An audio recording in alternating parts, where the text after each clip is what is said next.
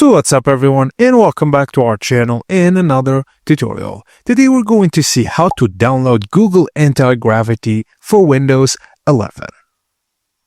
So the first thing you need to do is to open your browser. Head to antigravity.google/download. Now you land on the Google Antigravity website and download page. You'll see that it's available on macOS, Windows, and Linux. Just choose your Windows version. For example, generally we do download for x64.